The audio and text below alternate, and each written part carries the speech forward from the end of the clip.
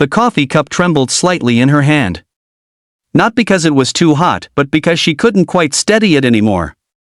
The morning sun filtered through the cafe window, painting golden streaks across the wooden table where Nora Ellison sat waiting. Her wheelchair, sleek but well-worn, gleamed faintly beneath the light.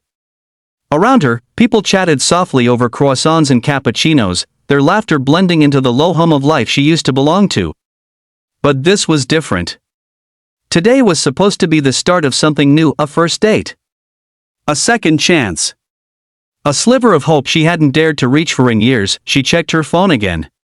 10 minutes late. Then 15. Then 20. She tried to stay calm, telling herself maybe traffic was bad, maybe he'd gotten lost. The man she'd met online, Evan, had seemed so genuine, warm, funny, the kind of man who made her believe she could be seen for something beyond her condition. She'd spent days rehearsing what to say, choosing her outfit, a soft cream blouse and a sky blue scarf that matched her eyes. But now the seat across from her remained empty, the untouched second cup of coffee growing cold, and then came the message. A short vibration, a single text. Sorry, can't make it. Didn't realize you were in a wheelchair. Take care. Nora stared at the screen until the words blurred. For a moment, the noise of the cafe faded entirely. She wasn't angry, just hollow. It wasn't the first time. But something about the casual cruelty of those words made her chest ache in a way she couldn't hide. She blinked back tears, embarrassed, and reached for a napkin, but her hand slipped. The cup tipped, spilling coffee across the table and dripping onto her lap. That was when she heard a small voice say, "Daddy, can we help her?" Hey, if you believe in kindness, compassion, and the power of second chances, please take a moment to like, comment, share, and subscribe to Midnight Reports 1. It helps us spread more stories that remind the world there's still good out there. Nora looked up, startled. Standing beside her was a little girl, maybe 6 years old, with chestnut hair tied into two messy pigtails and the biggest blue eyes she'd ever seen. Behind her was a tall man in a crisp white shirt, sleeves rolled to his elbows, a loosened tie, and eyes full of quiet concern. The girl clutched his hand, tugging gently. The man stepped forward. "Are you okay?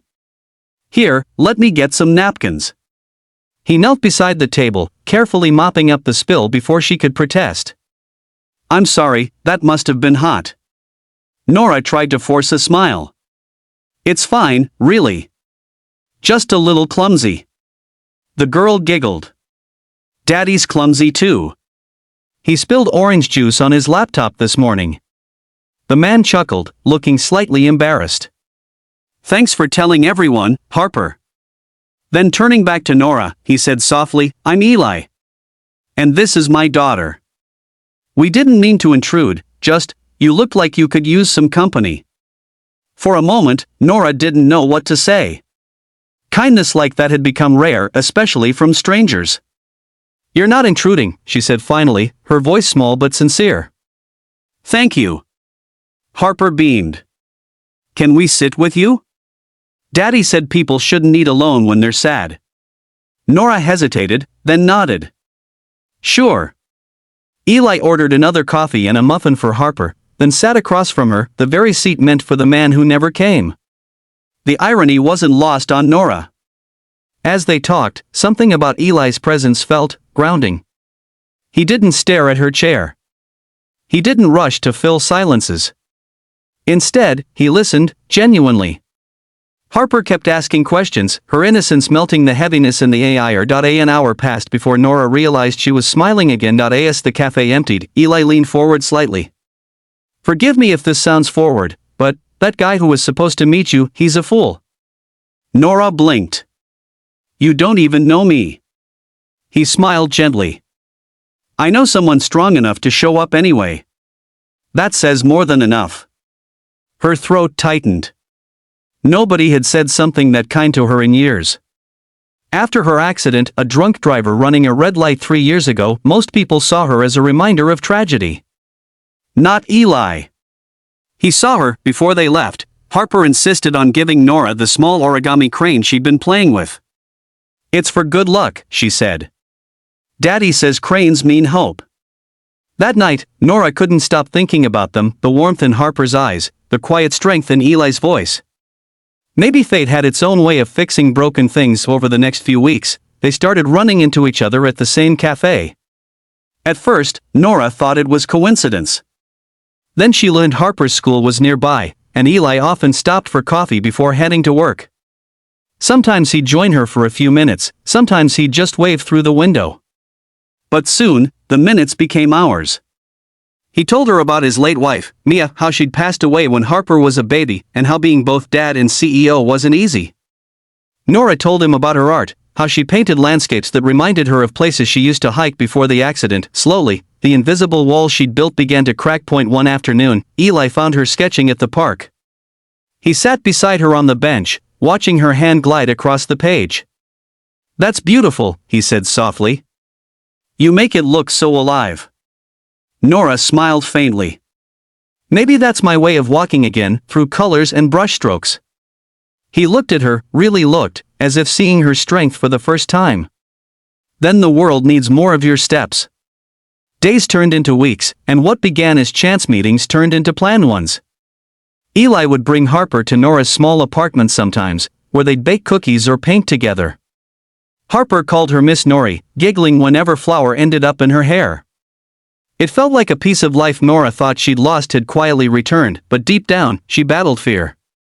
Fear of being a burden. Fear that one day Eli might see her as everyone else did, fragile, limited. She tried to keep her distance, but Eli noticed. One evening, as rain pattered softly against the window of her favorite cafe, he asked her gently, "Why are you pulling away?" She stared at her coffee, unable to meet his eyes.